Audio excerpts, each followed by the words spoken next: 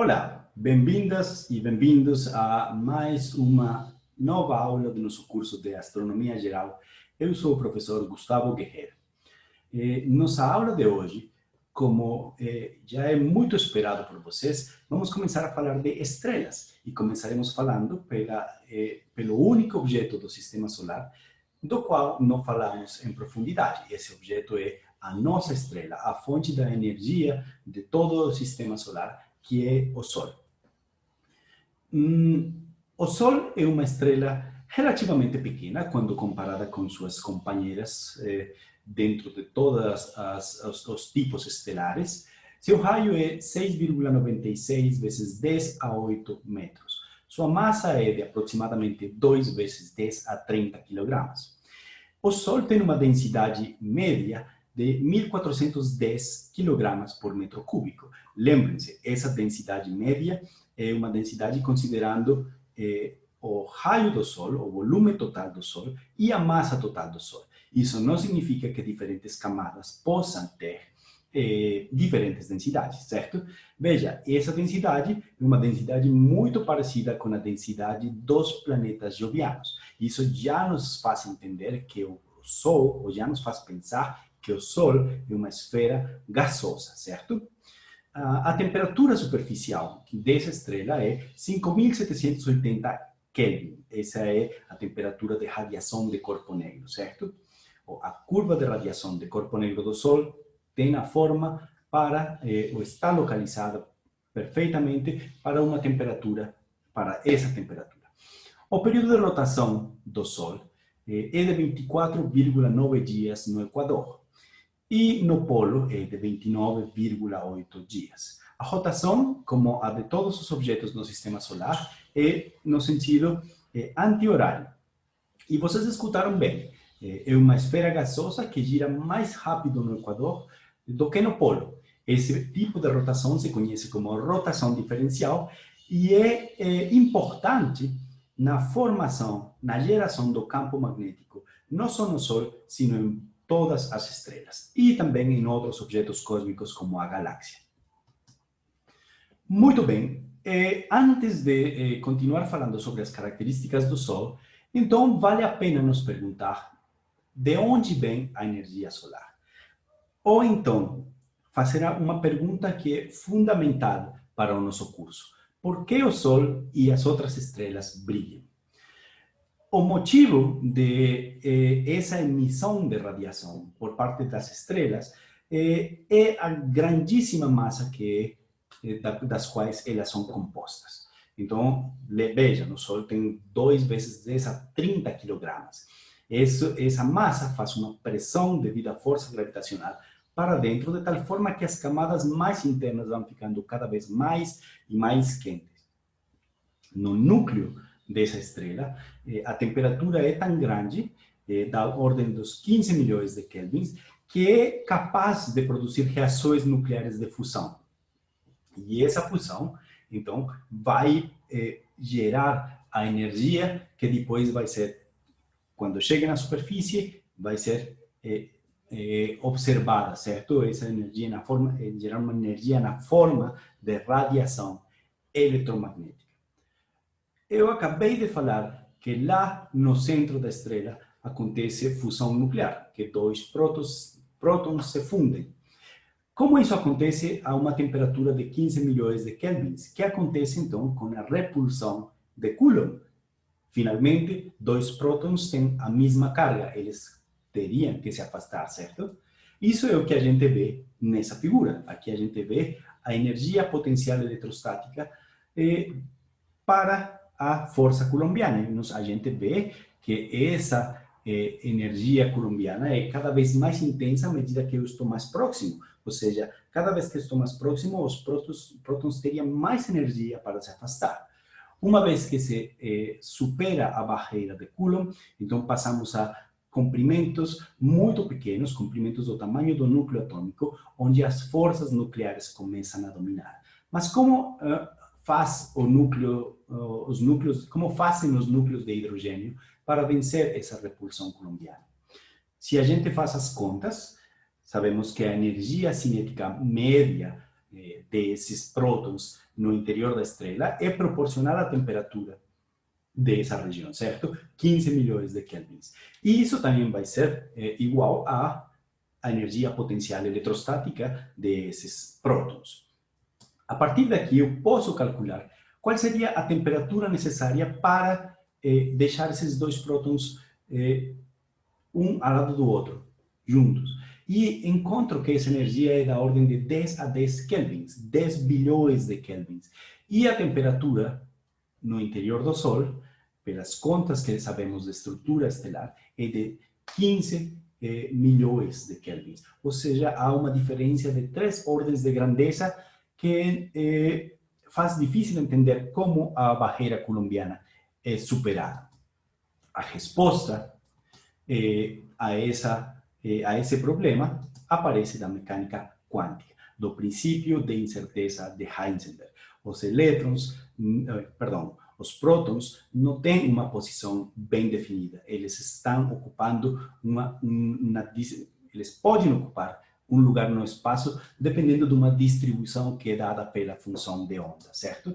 Utilizando, então, os princípios quânticos, eu posso calcular uma nova temperatura baseada na mecânica quântica, e essa temperatura é da ordem de 10 a 7, 10 milhões de kelvins. Essa temperatura concorda com a temperatura calculada para o interior da estrela. Ou seja, graças àquele tunelamento quântico, graças ao princípio de incerteza de Heisenberg, que as estrelas vão brilhar, certo? Que esses núcleos vão se juntar lá no centro da estrela e vão produzir radiação eletromagnética a partir da fusão nuclear. Então, o que sabemos é que vamos juntar núcleos de hidrogênio lá no centro da estrela. Na verdade, a reação nuclear precisa de 4 núcleos de hidrogênio, ou de 4 prótons. Essa é uma cadeia que se chama cadeia próton-próton. Nessa cadeia, pegamos 4 hidrogênios. A partir de vários processos nessa cadeia, o resultado é um hélio, sobram 2 hidrogênios que depois vão interagir novamente com outros hidrogênios e sobra um pouquinho de energia e alguns neutrinos. Por que sobra esse pouquinho de energia? Esse pouquinho de energia sobra porque a energia para manter o hélio, o núcleo de hélio junto, é maior que a energia das partículas constituintes desse hélio quando elas estão separadas, que é a energia do que seriam os 4 núcleos de hidrogênio, certo? Ou seja, as partículas separadas têm mais energia que o núcleo de hélio quando ele está junto. Isso acontece com todos os elementos na tabela periódica até o ferro. Ou seja, quando eu junto elementos, o resultado é um elemento mais pesado e um tanto de energia, através da fusão nuclear. Esse tanto de energia é liberado na forma de radiação e pode ser, no caso da estrela, então, o responsável pela emissão dessa estrela, pela luminosidade dessa estrela. Para o caso da cadeia próton-próton, no qual os hidrogênios estão se juntando para formar hélio, temos que o resultado, então, dessa fusão é o núcleo de hélio, 2 hidrogênios que posteriormente irão interagir, 2 neutrinos e esse tanto de energia, 0,0286 vezes a massa do hidrogênio. Veja, energia é massa, e massa é energia. Através da função de Einstein, energia é igual a mc², eu posso calcular quanta energia eu vou conseguir a partir de cada fusão de hidrogênios, a partir de cada processo dessa cadeia próton-próton. Então, multiplico 0,0286 massa do hidrogênio pela velocidade da luz ao quadrado e encontro que por cada uma dessas reações nucleares eu terei 4,3 vezes 10 a 12 joules. Isso já é uma quantidade muito grande de energia. E agora eu posso estimar quanta energia vai ser produzida quando o núcleo da estrela E vou pensar que o núcleo é formado por 10% da massa da estrela, e vou precisar 4 núcleos de hidrogênio para fazer essa reação, certo? Então, faço essa minha relação, 10% da massa da estrela. Para cada reação, utilizo 4 núcleos, e em cada uma dessas reações eu tenho essa quantidade de energia. O resultado é 1,28 vezes 10 a 44 joules. Na aula anterior, a gente viu que a luminosidade solar é de 4 vezes 10 a 26 joules por segundo. Watts, certo? Potência irradiada. Se eu divido a energia produzida por essas reações nucleares pela luminosidade que eu conheço do Sol, o que vou encontrar é um tempo, certo? Se eu divido energia por luminosidade, o resultado vai ser uma unidade, uma grandeza com unidade de tempo. E o que eu tenho são 10 a 10 anos, ou seja, 10 bilhões de anos. Esse tempo bate muito bem com a idade que vai viver o Sol. Na verdade, no presente se encontra com 4,9, 4, alguma coisa bilhões de anos, e vai chegar a viver até os 10 bilhões de anos, que é quando essa energia nuclear, quando esse material nuclear no núcleo vai esgotar e o Sol vai virar uma gigante vermelha. Veja, quando vamos aumentando na tabela periódica o número atômico, a energia de ligação desse núcleo vai aumentando. Isso significa que partículas constituintes desse núcleo separadas têm mais energia do que as partículas, do que o núcleo quando ele está junto. Isso não acontece para elementos mais pesados que o ferro. E é por isso que na estrela só se fundem elementos até o ferro. Quando passamos do ferro nessa figura aqui, a energia de ligação desse núcleo decresce à medida que aumenta o número de constituintes do núcleo. Isso significa que agora, para ter um excesso de energia, eu preciso separar esses núcleos. E é o que acontece com a fissão nuclear. Separação de núcleos vai resultar em 2 núcleos diferentes, mais um excesso de energia, certo? Muito bem, então temos uma grande quantidade de energia gerada por segundo lá no núcleo atômico. E tudo o que quer a estrela é se desfazer dessa energia, mandar essa energia para fora, só que ela encontra uma grande quantidade de matéria por volta dela. Um envoltório de matéria enorme que vai atrapalhar essa radiação. Então, essa energia deve ser transportada desde o centro da estrela até a superfície, certo? E isso é o que finalmente faz que a estrela se mantenha estável como uma esfera, porque a radiação vai emitir uma pressão que aponta para cima e a gravidade vai emitir ou vai fazer uma pressão que aponta para baixo, uma força de gravitação apontando para baixo. O equilíbrio entre a pressão de radiação e a pressão gravitacional em sentidos opostos é o que se conhece como equilíbrio hidrostático e é o que finalmente faz que a estrela se mantenha estável como uma esfera pelo seu tempo de vida, certo? Ou pelo tempo durante o qual exista material dentro do núcleo para emitir radiação. Posteriormente vão acontecer outros processos que vão fazer que a estrela fique mudando de raio, mas sempre vai ter uma forma esférica, certo? A não ser quando ela finalmente explode. E quando tem a suficiente massa para explodir, obviamente. Quais são os processos dentro da estrela mais importantes para o transporte de energia? Temos 3 processos. A radiação é aquele processo no qual um fóton é emitido por um átomo através daqueles decaimentos, excitações e desexcitações que a gente já estudou. E esse fóton emitido vai novamente interagir com outro átomo e vai excitar, desexcitar e vai emitir outro fóton. Isso pode ser estudado como um caminho randômico que o fóton faz desde o núcleo da estrela até a superfície. É um caminho que pode levar milhões de anos. É um processo realmente bem ineficiente de transporte de energia, certo? E a partir da combinação de um grande número de fótons, é o que me permite estimar um fluxo radiativo neto, que é o fluxo que eu encontro na superfície da estrela, certo? O fluxo da radiação que eu posso medir na superfície da estrela. Uma segunda forma que a estrela encontra para transportar energia é a convecção. A convecção é o mesmo fenômeno que acontece quando vocês fervem água no seu fogão. A parte mais baixa está recebendo uma grande quantidade de energia, as partículas de água no fundo da panela estão aquecendo e quando elas aquecem ficam mais leves que seus arredores e elas vão querer boiar. O mesmo acontece no Sol. Existe uma camada onde a radiação transporta energia e depois as partículas começam a esquentar e ficar mais leves que as partículas ao redor e de repente ficam boiantes. Elas começam a subir. Lá em cima, elas vão resfriar e vão cair, vão formar esse processo de convecção térmica. E esse talvez é o processo mais importante para a transferência de energia, a convecção térmica dentro das estrelas, certo?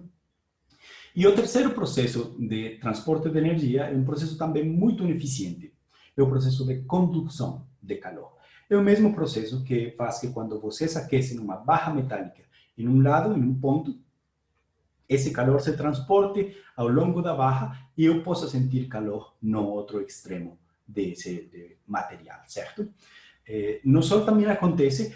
No entanto, o coeficiente de condução térmica das partículas no interior da estrela é muito baixo, o que faz que o transporte de energia por condução seja muito ineficiente. Bom, esses três mecanismos de transporte de energia são responsáveis porque a estrela, na idade que ela tem hoje, para o caso do Sol, 4,5 bilhões de anos, tem uma determinada estrutura interna. Então, teremos um núcleo que vai de 0 a 0,25 vezes o raio do Sol, certo? Ocupando mais ou menos o 20% da parte mais interna do Sol.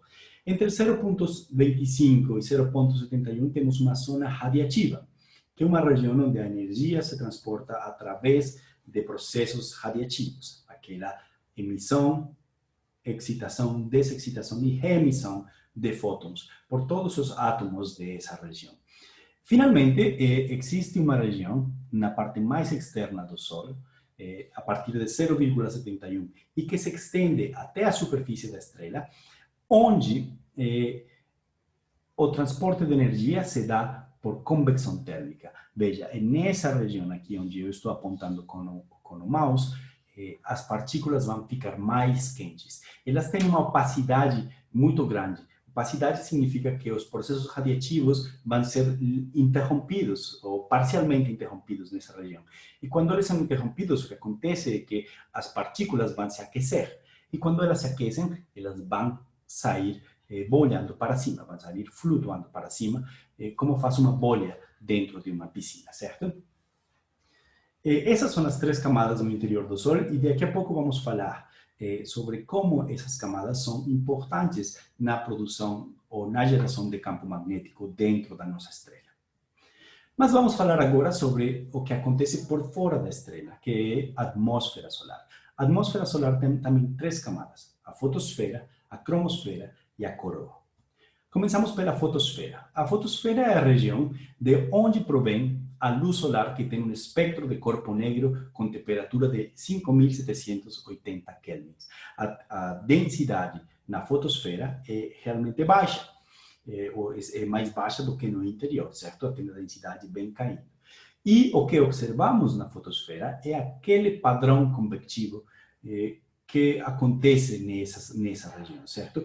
Veja, essa imagem aqui é um padrão que se chama granulação. Cada pedacinho desses daqui tem uma extensão de por volta de 700 a 1.000 quilômetros e tem um tempo de vida de alguns minutos.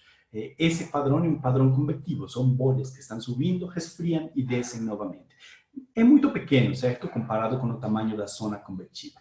Além desse padrão, existe um padrão ainda maior que se conhece como supergranulação, que tem um tamanho de... Cada supergrânulo tem um tamanho de ao redor de 10 megâmetros. E tem um tempo de vida bem maior, da ordem de 24 a 48 horas. Ainda existe um outro padrão convectivo que não é possível de ser observado, mas acredita que exista dentro da zona convectiva, que é o padrão das células gigantes de convecção. Esse padrão deveria ter um tempo, deveria ter uma escala de mais ou menos do tamanho da zona convectiva e um tempo característico dos meses aos anos. É da fotosfera de onde enxergamos as linhas de absorção. A figura que vocês veem à sua esquerda é o espectro de linhas de absorção para a superfície do Sol, para essa fotosfera. Foi observado inicialmente por Fraunhofer, já falamos de Fraunhofer, no ano de 1814. E as linhas mais prominentes no caso do Sol são as linhas do sódio, do cálcio e do magnésio.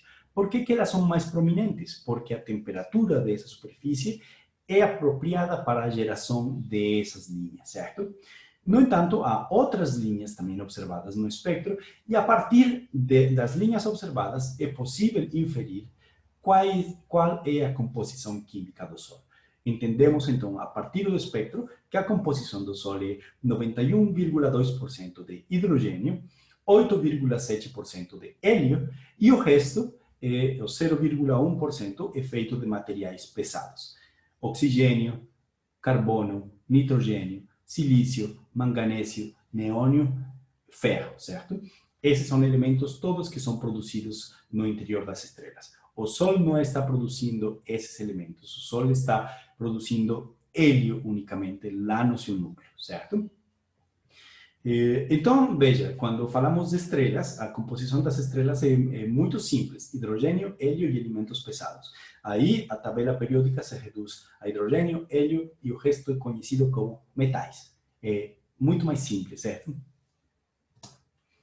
Outra coisa observada na fotosfera são as manchas solares. São regiões escuras que contrastam com essa superfície brilhante, certo? Desde 1908, quando Hale e seus colaboradores se dedicaram ao estudo das manchas solares e encontraram que são grandes concentrações de campo magnético, sabemos ou tentamos entender por que elas são mais escuras. Elas são mais escuras porque o campo magnético interagindo com o material inibe a convecção térmica. Ele faz que a convecção, que as partículas se desloquem em outras direções e obstrui o transporte de energia para fora nessa região. Não que elas sejam realmente frias. A temperatura de uma mancha solar pode estar ao redor dos 3.000 kelvins. Ou seja, se eu enxergo uma mancha solar sozinha, ela vai ser ainda um objeto brilhante. Só que ela está rodeada de um material muito quente, certo? 2.000 kelvins mais quente ou 3.000 kelvins mais quente. Por esse motivo, a mancha aparece como na região escura. O tempo de vida das manchas vai de semanas e algumas delas duram 3 ou até 4 semanas, as maiores, e fazem parte do que se conhece como ciclo de atividade magnética solar, do qual falaremos daqui a pouco. Um ciclo que tem um período de 22 anos. As componentes da mancha, então, são a umbra, aquela região mais escura, e a penumbra, que é essa região onde os movimentos aparecem como filamentos esticados, certo? Esses movimentos contrastam com o movimento de granulação que se observa ao redor dessa penumbra. O campo magnético da mancha solar é de 0,3 teslas. É um campo realmente muito intenso. A seguinte camada depois da fotosfera é a cromosfera. A cromosfera é uma camada que tem um tamanho, mais ou menos, ou uma altitude de 2.000 quilômetros. Essa figura nos mostra onde está localizada a cromosfera. Veja, esse ponto aqui, onde está meu mouse, é a fotosfera, e quando eu me afasto por 2.000 quilômetros, eu estou falando da cromosfera. A temperatura desce ligeiramente, mas depois sobe rapidamente dentro da cromosfera. E essa é uma escala logarítmica, ou seja, quando eu vejo que aqui está subindo, ela realmente está aumentando. A temperatura nessa região aumenta tanto que é possível enxergar na cromosfera a linha de H-alfa, a primeira linha dentro da série de Balmer, com um comprimento de onda de 650 nanômetros. É uma linha que está aproximadamente no vermelho, certo? Já vimos na aula passada como ou quais são as temperaturas nas quais essa linha é observada. Pois bem, a cromosfera é um lugar onde a temperatura se aproxima daquele máximo, tende a se aproximar daquele ponto onde as linhas de emissão de Balmer vão ter seu máximo. Ainda não chega a ser tão quente. A radiação é muito mais fraca que a fotosfera devido à baixa densidade dessa região. Vocês veem aqui na linha tracejada como a densidade de átomos de hidrogênio nessa região, como ela decai rapidamente. Veja, tem várias ordens de grandeza decaindo a temperatura nessa altitude de 2.000 quilômetros. Isso faz que essa região seja muito rarefeita e, por isso, ela é menos brilhante do que a fotosfera, certo? No entanto, podemos enxergar com um telescópio no filtro de H-alfa, no comprimento de onda da linha de H-alfa. E o que se observa são coisas como essa tanto de matéria sendo ejetada pelo Sol, é uma emissão de massa da coroa, partículas carregadas estão sendo ejetadas de uma forma violenta, e essas partículas eventualmente vão alcançar a Terra e outros planetas. E também é possível enxergar outras regiões, como essa daqui que se conhecem como espículas, produto da atividade de convecção e do magnetismo na superfície dessa estrela, na cromosfera solar. Finalmente temos a coroa solar. E eu vou voltar aqui para mostrar essa região. Acontece uma região de transição entre a cromosfera e a coroa, onde a temperatura aumenta consideravelmente e muito rápido, certo? A densidade também decai muito rapidamente, ou seja, é uma região pouquíssimo densa, extremamente rarefeita e extremamente quente. A temperatura chega até 1 milhão ou 2 milhões de kelvins. É uma região brilhante devido à sua alta temperatura, mas como ela é pouco densa, é menos brilhante do que a fotosfera. E por isso, só enxergamos a coroa durante os eclipses de lua, quando a lua se coloca entre a Terra e o Sol, e a gente pode enxergar a parte mais externa do Sol. Nesses momentos, a gente enxerga configurações como essa, ou configurações como essa à sua direita. Cada uma dessas configurações corresponde a um possível estágio do Sol no seu ciclo magnético, no momento em que aconteceu o eclipse. Por exemplo, a imagem da esquerda, aconteceu, o eclipse aconteceu quando o Sol se encontrava durante um mínimo solar. Então, vocês veem que é uma coroa melhor organizada. Quando o Sol se encontra durante um máximo de atividade magnética, então a coroa é completamente desorganizada e tem uma forma qualquer, certo? Fazendo um espectro da coroa solar, tirando um espectro da radiação nesses instantes, por exemplo, enxergamos linhas de emissão. Veja, agora é uma região rarefeita e extremamente quente, apropriada para formar linhas de emissão. Se observam linhas de emissão de ferro, do níquel, do neônio e do cálcio. E para formar essas linhas de emissão, a temperatura tem que ser muito quente, muito grande. Por isso, sabemos que a temperatura da coroa é dos 2 milhões de Kelvin. Verificamos através dessas linhas de emissão que a temperatura é assim de grande. Por que a coroa tem essa temperatura tão alta? É ainda desconhecido. De fato, se enviou há pouco tempo a sonda Parker Solar Probe para tentar ver como é a física acontecendo nas proximidades da coroa ou dentro da coroa e tentar entender os mecanismos que aquecem essa região. Uma das possibilidades é que o aquecimento se deva às ondas alvênicas. As ondas de Alfvén resultam da interação do campo magnético com as partículas carregadas dentro dessa região. Se algum de vocês fizer o curso de plasmas astrofísicos, que eventualmente eu dou na pós-graduação, vamos estudar como se formam as ondas de Alfvén. E essas ondas de Alfvén são observadas na superfície do Sol. Esse fininho aqui é um exemplo onde é possível ver um padrão ondulatório nas partículas acima da fotosfera.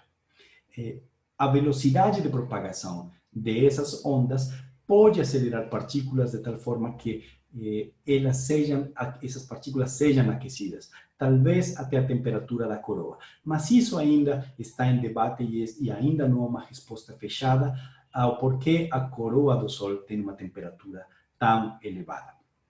Certo? Uma consequência dessa temperatura tão grande é que as partículas ganham muita energia cinética. E essa energia cinética pode fazer que as partículas se desliguem da atração gravitacional do Sol. E quando elas se desligam, podem formar, ou de fato formam, o que se conhece como vento solar.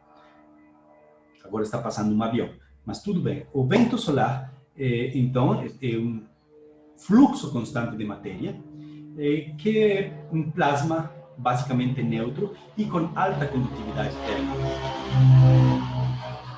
E por isso que a temperatura da coroa se estende por um bom comprimento, certo? Mesmo conhecendo que as partículas a alta temperatura podem se dissociar do campo gravitacional da estrela, a origem desse vento ainda não é bem determinada. Se conhece também que o magnetismo pode estar jogando um papel importante nesse fenômeno, certo?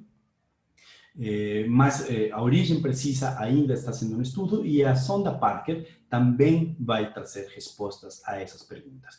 A velocidade do vento solar está por volta dos 700 a 800 km por segundo na região do polo solar e na região do Equador ela é menor, está por volta dos 300 km por segundo.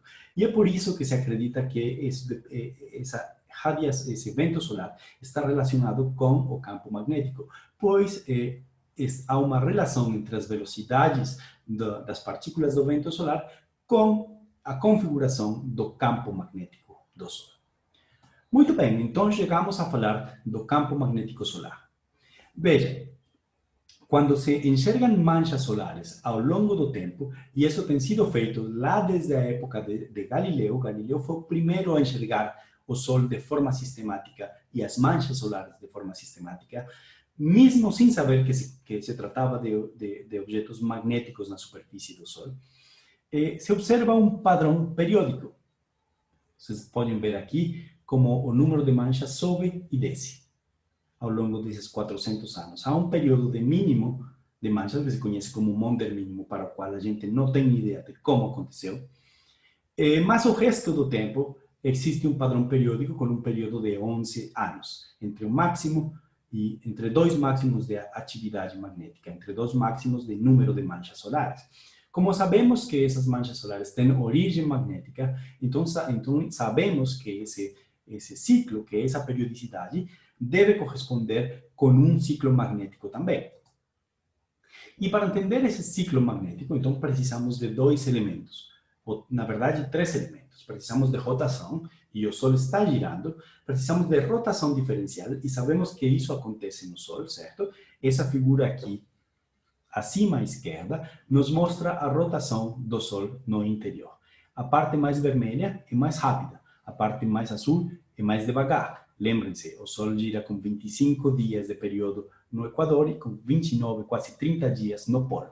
Então, há uma transição de velocidade de rotação em diferentes latitudes, certo? E também há uma transição de velocidade de rotação na zona convectiva e na zona radiativa. A zona radiativa gira como um corpo sólido, enquanto que a zona convectiva gira com rotação diferencial. Precisamos mais um elemento para formar o que se conhece como dínamo, é a convecção térmica, turbulência. Precisamos de turbulência para que as estruturas magnéticas consigam ser formadas. O que se observa do magnetismo é esse padrão. Há um padrão de migração do magnetismo na direção do Equador, desde as latitudes intermediárias para o Equador, e essa é a região onde aparecem as manchas solares. E esse padrão vai se repetir, só que quando ele se repete, a polaridade das manchas tem mudado. E quando muda a polaridade das manchas, também acontece uma mudança global do padrão do campo magnético solar. Aquele dipolo enorme que também se observa no Sol, ele muda de polaridade. A mudança acontece principalmente quando o número de manchas é máximo, mas temos então, de fato, essa reversão do campo de dipolo do Sol. E assim acontece ao longo o ciclo, né? Se o ciclo de reversão dura 11 anos, o ciclo total vai durar 22 anos. De fato, o estudo desse fenômeno é meu objeto de pesquisa. Eu tento descobrir quais são os processos físicos para produzir esse tipo de padrão. Até agora temos conhecimento de quais são os fenômenos fundamentais necessários para produzir esse padrão, mas o mecanismo exato, as condições perfeitas que possam descrever perfeitamente as observações, ainda são estudadas, ainda são debatidas pela comunidade científica. Eu vou deixar vocês com um filminho que é uma simulação realizada por mim, junto com uma das minhas estudantes, e onde se vê um modelo computacional de dínamo solar, onde se mostram as reversões de campo magnético. Então, veja, o que vemos aqui são as linhas de campo magnético naquela região mais interna, na base da zona convectiva. De repente, tudo vira muito caótico e a polaridade agora mudou. Vemos isso na mudança das cores. E, novamente, vamos ter um novo ciclo, vira tudo novamente muito caótico e a polaridade na parte mais interna muda novamente. Bom, esse é nosso capítulo sobre o Sol e na próxima semana iremos a estudar magnitudes absoluta, aparente, e isso nos levará ao estudo de outras estrelas. Até já!